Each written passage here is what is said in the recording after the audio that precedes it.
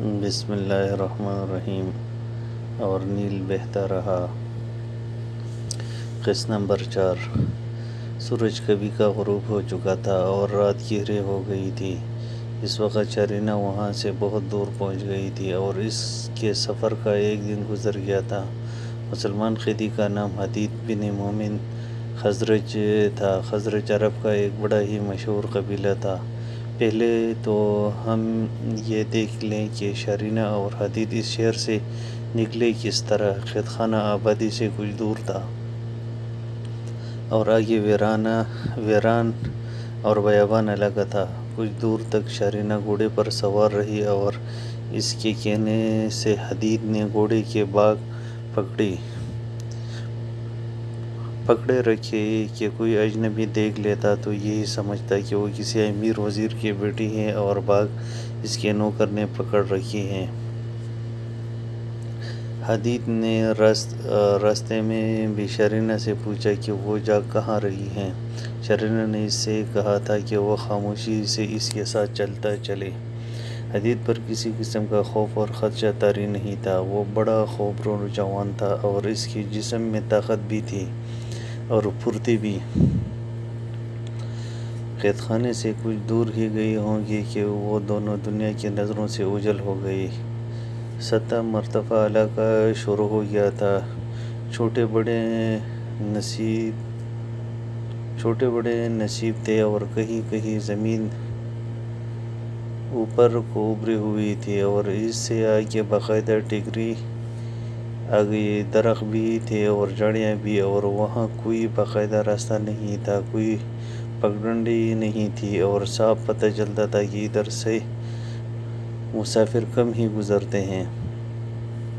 ذرا اور آگے گئے تو ایک آدمی نظر آیا جس کے ساتھ ایک گھوڑا کھڑا تھا۔ اس آدمی نے گھوڑے کی باگ پکڑ رکھی تھی۔ شرینہ نے اس کے قریب جا کر گھوڑا روک لیا۔ وہ کوئی ادھیڑ عمر آدمی تھا۔ شرینہ اپنے گھوڑے سے اتر رہی تھی اور وہ گھوڑے کو اور قریب لے آیا۔ تم اس گھوڑے پر سوار ہو جاؤ، شرینہ نے حدید سے کہا۔ حدید کے لیے یہ سمجھنا مشکل نہیں تھا کہ یہ وہی گھوڑا تھا جس کے متعلق شرینہ نے قید خانے سے نکل کر کہا تھا کہ آگے چل کر الگ گھوڑا مل جائے گا۔ یہ ادھیڑ عمر آدمی یقیناً شرینہ کا ملازم تھا۔ حدید اس کے گھوڑے پر سوار ہو گیا۔ حدید نے سوار ہو کر شرینہ کی طرف دیکھا۔ شرینہ ابھی اپنے گھوڑے پر سوار نہیں ہوئی تھی۔ ادھیڑ عمر آدمی اس کی تعظیم میں اتنا جھک گیا تھا کہ رکوع کی حالت میں چلا گیا۔ شرینہ آخر شہزادی تھی اور یہ شخص اس کا نوکر یا سائس تھا۔ اس کے علاوہ اس نوکر کو توقع ہوگی کہ شہزادی اس کو انعام دے گی۔ شرینہ شہزادی نے اسے انعام یہ دیا کہ وہ ابھی رکوع سے اٹھا نہیں تھا کہ شرینہ نے بڑی تیزی سے اپنے کپڑوں کے اندر ہاتھ کر کے خنجر نکالا اور خنجر بلند کر کے بڑے زور سے خنجر اس آدمی کے پیٹ میں گھونپ دیا۔ اس سے پہلے کہ یہ آدمی سیدھا ہوتا، شرینہ نے اس کے پیٹ سے خنجر نکال کر ایسا ہی ایک اور وار اسی مقام پر کیا۔ پیٹ کا یہ وہ مقام تھا جہاں دل ہوتا ہے۔ وہ بدقسمت آدمی سیدھا ہو ہی نہ سکا اور ایک پہلو پر زمین پر گر پڑا۔ شرینہ اس کے پاس کھڑی دیکھتی رہی۔ موت نے اپنا کام بڑی تیزی سے مکمل کر لیا۔ شرینہ نے خون آلودہ خنجر لاش پر جھک کر اس کے کپڑوں پر صاف کیا اور نیام میں ڈال دیا۔ اس آدمی نے کمر کے ساتھ چمڑے کی پیٹی سے تلوار باندھ رکھی تھی۔ شرینہ نے پیٹی کھول کر تلوار اور پیٹی کھینچی اور پھر حدید کو دیکھ کر کہا کہ یہ اپنی کمر سے باندھ لو، اب تم نہتے نہیں رہو گے۔ شرینہ نے سنجیدگی سے کہا، میرے پاس تو خنجر ہے، اسے کس گناہ کی سزا دی ہے؟ حدید نے پوچھا۔ یہاں رکنا نہیں ہے، شرینہ نے کہا، ابھی ہم خطرے میں ہیں۔ وہ گھوڑے پر سوار ہو گئی اور لگام کو جھٹکا دیا۔ گھوڑا چل پڑا تو وہ بولی، یہ شخص ہمارے لیے بہت بڑا خطرہ بن سکتا تھا۔ یہ میرے ماں کی خوشنودی اور انعام حاصل کرنے کے لیے اسے بتا دیتا کہ میں ایک آدمی کے ساتھ فلاں طرف نکل گئی ہوں۔ ماں فوراً ہمارے طاقوں میں گھوڑے سوار بھیج دیتی۔ میرا کسی نے کیا بگاڑ لینا تھا، تم قتل کر دی جاتے۔ یہ تو بتا دو تم ہو کون؟ حدید نے پوچھا۔ تمہیں میرا نام مجھ سے پوچھے بغیر معلوم ہے، اپنا نام ہی بتا دو۔ یہ بھی پوچھنا چاہوں گا کہ مجھے لے جا کہاں رہی ہو؟ میرا نام شرینہ ہے، شرینہ نے کہا۔ میں شاہ ہرقل کے خاندان کی شہزادی ہوں۔ میری ماں شاہ ہرقل کی بیوی ہیں، لیکن میں اس کی بیٹی نہیں بلکہ اس سے پہلے روم کا بادشاہ فکاس ہوا کرتا تھا۔ میں اس کی بیٹی ہوں۔ پوچھتے ہو میں تمہیں کہاں لے جا رہی ہوں؟ تمہیں پہلے بھی کہہ چکی ہوں کہ میں تمہیں نہیں لے جا رہی بلکہ تمہارے ساتھ جا رہی ہوں۔ ایک بار پھر سن لو، مجھے اپنے فوج میں لے چلو۔ لیکن کیوں؟ حدید نے پوچھا۔ میرے ساتھ تمہارا تعلق ہی کیا ہے؟ کیا میں ایسا شک نہ کروں کہ تم مجھے کسی ایسے مقصد کے لیے کہیں لے جا رہی ہو جو میرے لیے ٹھیک ہو ہی نہیں سکتا؟ تم مرد ہو، تمہارے پاس تلوار ہے، شرینہ نے مسکراتے ہوئے کہا۔ جہاں کہیں خطرہ محسوس کرو گے مجھے وہی قتل کر دینا۔ اس نے اپنے گھوڑے کو ہلکی سی ایڑ لگا کر کہا۔ کچھ دور تک گھوڑوں کو دوڑنے دو، آگے ایسا علاقہ آ رہا ہے جہاں گھوڑے ٹھیک طرح دوڑ نہیں سکیں گے، نہ انہیں دوڑانا ہے۔ آگے چل کر بتاؤں گی میں کون ہوں اور پھر تم مجھے بتانا کہ میں پاگل تو نہیں۔ زمین کچھ اوپر اٹھتی جا رہی تھی، آگے چٹانیں بھی تھی اور گھاس پودوں اور درختوں سے لدی ہوئی خوبصورت ٹگریاں بھی تھیں۔ کچھ آگے جا کر شرینہ نے گھوڑا روک لیا اور پیچھے دیکھا۔ حدید بھی گھوڑا روک کر پیچھے دیکھا۔ درختوں کے اوپر سے روحا کا علاقہ بند شہر نظر آ رہا تھا۔ وہ اس شہر سے دور نکل آئے تھے۔ دور افق تک دیکھو، شرینہ نے جذباتی لہجے میں کہا۔ کتنا خوبصورت علاقہ ہے، اب یہ علاقہ تمہارا ہے۔ روم کے شہنشاہ ہی سے نکل گیا ہے، روم کے بادشاہ اور مجھ جیسی شہزادیاں ماضی کا قصہ بن جائے گی۔ کیا مجھے سمجھنے کی کوشش کرو گے؟ حدید، تم مجھے روم کے خاندان کی شہزادی سمجھتے ہو، لیکن مجھے شاہ ہرقل کی فتح کی اتنی خوشی نہیں ہوئی تھی جتنی اس کی پسپائی سے ہو رہی ہے۔ چلو، زیادہ رکنا ٹھیک نہیں ہے۔ انہوں نے گھوڑے موڑے اور اپنے سفر پر چل دیے۔ لیکن ابھی دونوں کو معلوم نہیں تھا کہ ان کی منزل کہاں ہے۔ اب تم میرے رہنما ہو، شرینہ نے کہا۔ یہ اندازہ کر لو کہ تم کہاں سے پکڑے گئے تھے اور تمہاری فوج کہاں ہوگی۔ اب مجھے اپنی ملکیت سمجھو، قیدی سمجھو یا ہم سفر۔ میری زندگی کا سفر تمہارے ساتھ گزرے گا۔ وہ اب چٹانوں اور اونچی نیچے ٹگریوں کے علاقے میں داخل ہو چکے تھے۔ وہاں کوئی سیدھا راستہ نہیں تھا۔ حدید ویسے ہی اندازے پر جا رہا تھا۔ محل میں لوگ مجھے اچھی نظروں سے نہیں دیکھتے، شرینہ نے اپنی بات شروع کی۔ بعض مجھے کم عقل کہتے ہیں اور مجھے پاگل کہنے والے بھی کچھ کم نہیں ہیں۔ وہ ٹھیک کہتے ہیں، میری باتیں اور میری عادتیں کچھ ایسی ہی ہیں۔ میں شہزادی ضرور ہوں، لیکن ان شہزادیوں میں سے نہیں جن کے لوگ کہانیاں سناتے رہتے ہیں۔ شاید میرے خون میں کوئی خرابی ہے۔ تم اصل بات سناؤ شرینہ، حدید نے کہا۔ میں تمہیں بتاؤں گا کہ خرابی تمہارے خون میں ہے یا دماغ میں۔ میری ماں کو تم نے نہیں دیکھا، شرینہ نے کہا۔ بہت ہی خوبصورت عورت ہے، میں اس کی واحد اولاد ہوں۔ وہ نسلاً شاہی خاندان سے نہیں، عرب کی کسی بہت ہی امیر تاجر خاندان کی لڑکی تھی۔ تم جانتے ہو تاجر تجارت کے معاملے میں ملک پھرتے رہتے ہیں اور قافلے کے ساتھ سفر کرتے ہیں۔ میری ماں کی عمر 16-17 سال تھی جب ایک بار اس کے باپ نے کہا کہ وہ تجارت کے لیے مصر جا رہا ہے اور سب کچھ ساتھ لے جائے گا۔ اس طرح وہ اپنے پورے کنبے کو ساتھ لے گیا۔ میری ماں تھی، اس کے چھوٹے 2 بھائی تھے اور اس کی ماں تھی اور ایک چچا بھی تھا۔ مجھے یہ باتیں ماں نے سنائی تھی۔ بہت بڑا قافلہ تھا اور اس قافلے میں زیادہ تعداد تاجروں کی تھی، جس کا مطلب یہ تھا کہ اس قافلے کے ساتھ دولت بھی بہت جا رہی تھی اور مختلف قسم کی تجارتی مال کا تو کچھ شمار نہ تھا۔ صحرائی قزاق ایسے قافلوں کے ٹوا میں لگے رہتے ہیں۔ انہیں اس قافلے کی بھی خبر ہو گئی۔ کچھ دنوں بعد یہ قافلہ ملک شام میں داخل ہوا تو ایک جگہ قزاقوں نے اسے روک لیا۔ قافلے تو اب بھی لٹ لوٹتے ہیں اور تم جانتے ہو کہ انہیں کس طرح لوٹا جاتا ہے۔ ماں بتاتی ہے کہ قزاق کوئی تھوڑے تو نہیں تھے، یوں پتہ چلتا تھا جیسے آسمان سے گدھوں کے غولوں اور زمین سے سینکڑوں بھیڑیوں نے حملہ کر دیا ہو۔ میری ماں نوجوان بھی تھی اور خوبصورت اتنی کہ اس پر لگی ہوئی نظر ہٹتی نہیں تھی۔ ایک قزاق نے میری ماں کو اٹھا لیا۔ وہ دن اور آج کا دن میری ماں کو معلوم نہیں ہو سکا کہ اس کے ماں باپ اور بھائیوں کا کیا انجام ہوا تھا۔ قزاق ماں کو اغوا کر کے لے گئی۔ میں تصور میں لا سکتی ہوں کہ اس کم سنی میں میری ماں کس قدر قیمتی ہیرے جیسی ہوگی۔ وہ کوئی عام سی لڑکی ہوتی تو کھلی منڈی میں فروخت ہو جاتی، لیکن وہ امرا کی بھی نہیں بلکہ بادشاہوں کی پسند کی چیز تھی۔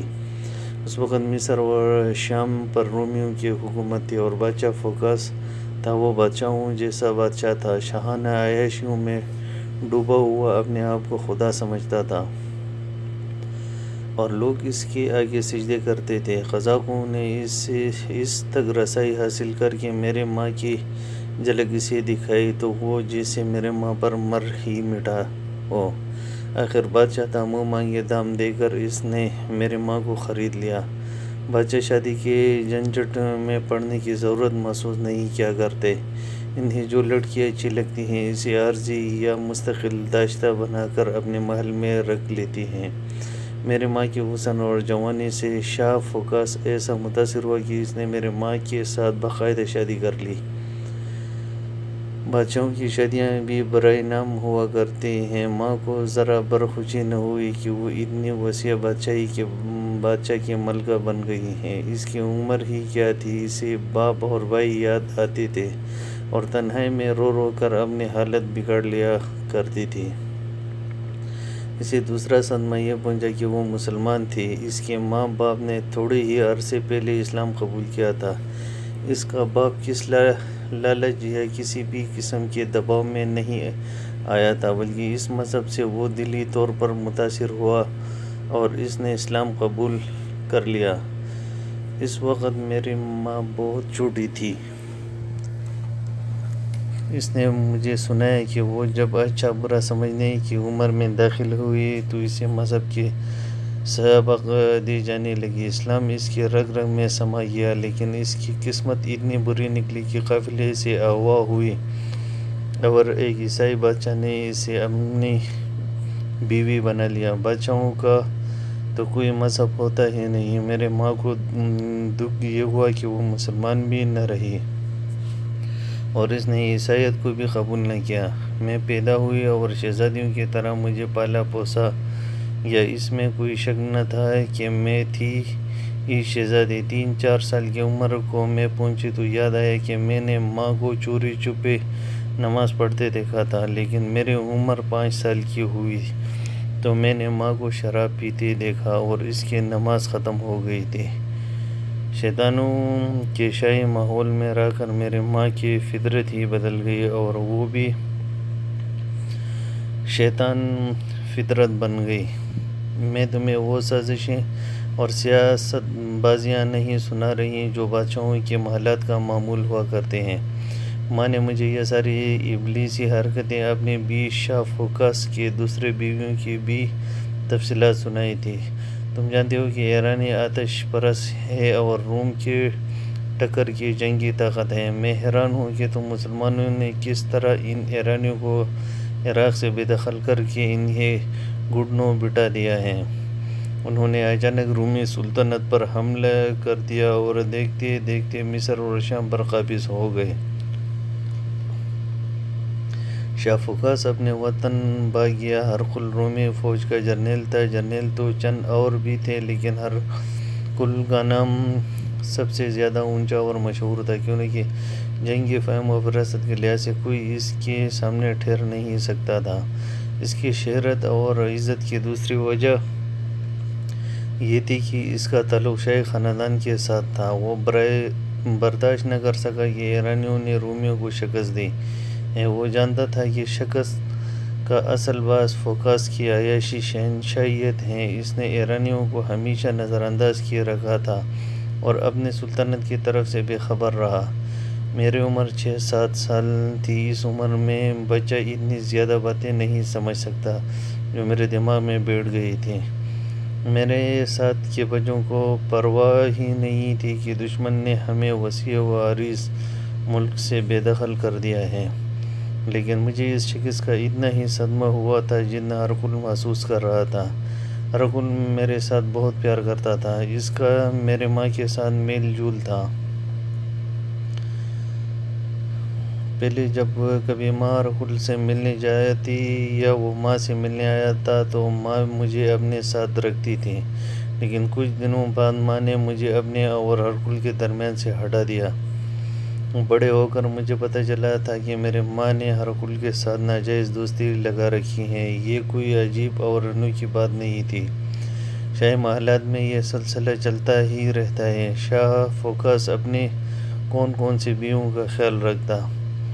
اب میں تمہیں جو بات سنانے لگی ہوں مجھے بڑے ہو کر معلوم ہوئی تھی۔ بات یہ تھی کہ ہرقل شاہ فوکاس کو اکساتا رہتا تھا کہ ایرانیوں پر جوابی حملہ کیا جائے، لیکن فوکاس ٹالتا چلا جا رہا تھا۔ ہرقل نے اس بادشاہ کا تختہ الٹنے کا ارادہ کر لیا۔ اس مقصد کے لیے اس نے دوسرے جرنیلوں کو ساتھ ملایا۔ اس وجہ سے بغاوت کے لیے تیاری ہو گئی کہ شاہ فوکاس شکست کی ذمہ داری ان جرنیلوں پر ڈال رہا تھا۔ ہرقل نے تمام جرنیلوں کو تیار کر لیا تو پتہ چلا کہ 2-3 جرنیل دراصل شاہ فوکاس کے حامی ہیں، اور فوج کے خاصی نفری کو انہوں نے شاہ فوکاس کی ذاتی فوج بنا رکھا ہے۔ ان 2 جرنیلوں کو خبر مل گئی جو بادشاہ کے حامی تھے۔ انہوں نے فوج کے نفری کو ساتھ لیا جو ان کے زیر اثر تھی، اور اس نفری سے انہوں نے محل کو محاصرے میں لینے والی نفری پر حملہ کر دیا۔ ہرقل کے دوستوں نے جم کر مقابلہ کیا۔ ہرقل نے سوچا کہ اس نے بادشاہ کا تختہ الٹنے کی کوشش کی تو خانہ جنگی ہوگی جو روم کو لے ڈوبے گی۔ خانہ جنگی کے بغیر تختہ الٹنے کا ایک ہی ذریعہ تھا کہ شاہ فوکاس کو کسی نہ کسی طریقے سے قتل کر دیا جائے۔ بادشاہ کو قتل کرنا تقریباً ناممکن تھا۔ وہ اپنے عیاشیوں میں ڈوبا رہتا تھا اور اس کے ارد گرد محافظوں کا حصار قائم کر دیا گیا تھا۔ میرا خیال ہے کہ بادشاہ کو پتہ چل گیا تھا اس کا تختہ الٹنے کی سازش ہو رہی ہے۔ ہرقل کے ساتھ اس کے تعلقات کشیدہ ہو گئی تھی۔ بادشاہ یقیناً ہرقل سے ڈرتا تھا۔ میری ماں ہرقل سے ملتی رہتی تھی اور ان کی دوستی پہلے کی طرح چل رہی تھی۔ ہرقل نے میری ماں کے ساتھ کبھی ذکر تک نہ کیا تھا کہ وہ شاہ فوکاس کا تختہ الٹنا چاہتا ہے۔ ایک روز میری ماں نے شک کے بنا پر ہرقل سے پوچھا تو ہرقل نے مانا۔ میری ماں نے اسے بتایا کہ اس کے اپنے دل میں بادشاہ کے خلاف اتنا زہر بھرا ہوا ہے کہ وہ بادشاہ کو قتل کرنے تک سوچ چکی ہے، لیکن اسے کسی کی پشت پناہی کی ضرورت ہے۔ تب ہرقل نے اسے اپنا راز دے دیا اور یہ وعدہ کیا کہ وہ شاہ فوکاس کو کسی نہ کسی طریقے سے قتل کر دے۔ ماں تیار ہو گئی، قتل کے طریقوں پر غور ہونے لگا۔ آخر یہ طے پایا کہ میری ماں بادشاہ کو زہر پلا دے گی اور ہرقل کو فوراً اطلاع دے دی۔ میری ماں کے لیے یہ طریقہ آسان تھا۔ ہرقل نے ایسے زہر کا انتظام کر کے میری ماں تک پہنچا دیا جو فوراً اثر نہیں کرتا تھا بلکہ آہستہ آہستہ اپنا اثر دکھاتا ہے اور جسم کو اندر ہی اندر سے کھاتا چلا جاتا ہے، اور 12-14 دنوں تک آدمی مر جاتا ہے۔ اس زہر کا سراغ لگایا ہی نہیں جا سکتا تھا۔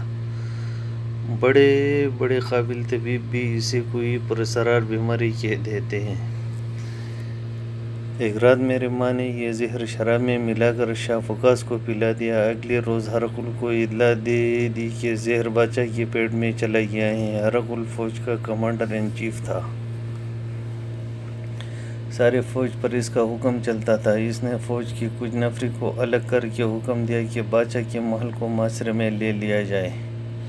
اس کے حکم کی فوری تعمیل ہوئی۔ ہرقل فوکاس کے سامنے آ گیا اور اسے کہا کہ وہ فرمان جاری کر دے کہ وہ تخت سے دستبردار ہو گیا ہے اور ہرقل کو اس نے اپنا جانشین مقرر کیا ہے۔ ہرقل دیکھ رہا تھا کہ بادشاہ کے جسم میں زہر کا اثر شروع ہو گیا تھا۔ وہ اپنے اندر کوئی تکلیف محسوس کرنے لگا تھا۔ ارغن نے اسے کہا کہ اس کی زندگی چند دن رہ گئے ہیں۔ اس نے پس وہ پیش کی تو اس کی لاش سارے شہر میں گھسیٹی جائے گی اور پھر جنگل میں پھینک دی جائے گی۔ ارغن نے سوچا یہ تھا کہ بغاوت اس وقت شروع کی جائے جب بادشاہ اندر سے کمزور ہونا شروع ہو جائے۔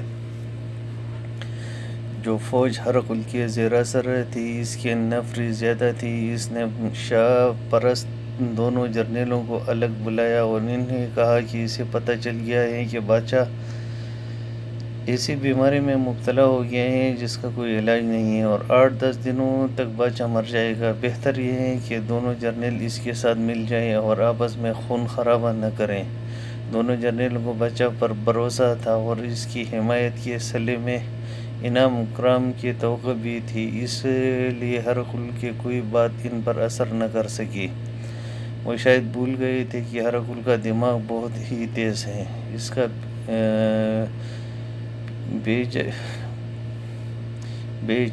بچھایا ہوا جال کسی کو نظر نہیں آتا اور جو بھی آتا ہے اس کے جال میں پھنس جاتا ہے۔ ہرقل نے ایسی چال چلی کہ دونوں جرنیل اس کے پھندے میں آ گئے اور دونوں کو گرفتار کر کے قید خانے میں پھینک دیا۔ ان جرنیلوں کی جو فوج تھی وہ ان دونوں کے بغیر بیکار ہو گئی۔ ویسے ہی ہرقل نے اس نفری کو خبردار کیا کہ ہتھیار نہ ڈالے تو کسی ایک کو بھی زندہ نہ چھوڑا جائے گا۔ فوج کے یہ 2-4 دستے کر ہی کیا سکتی تھی جبکہ ان کا کوئی کمانڈر رہا ہی نہیں تھا۔ انہوں نے ہتھیار ڈال دی۔ جاری ہے۔ دوستوں، آپ لوگوں سے گزارش ہے اگر آپ لوگوں نے اب تک چینل کو سبسکرائب نہیں کیا ہے تو برائے مہربانی ہمارے چینل کو سبسکرائب کریں، لائک کریں اور بیل آئیکن کو پریس کریں تاکہ ہر آنے والی آڈیو آپ لوگوں کو بآسانی مل سکے۔ جزاک اللہ خیر۔